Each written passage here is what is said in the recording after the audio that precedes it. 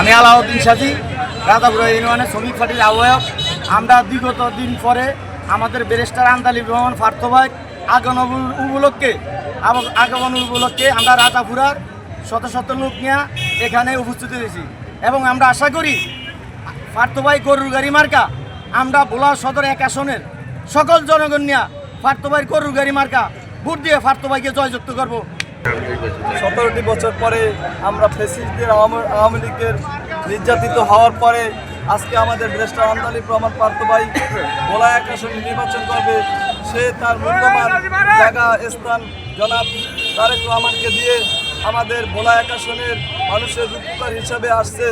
আমরা তাকে এই আহ্বান জানাবো যাতে যে ভোলাবাসী সবাই মিলে হাজার হাজার লক্ষ লক্ষ মানুষ মিলে আমরা তাকে ভোট দিয়ে জয়যুক্ত করে ঢাকা সংসদে পাঠিয়ে সে মন্ত্রী হলে আমাদের ভোলার উন্নয়নমূলক কাজ করবে। আমরা এটাই আশা করি ইনশাল্লাহ। এই বলে আমার বক্তব্য।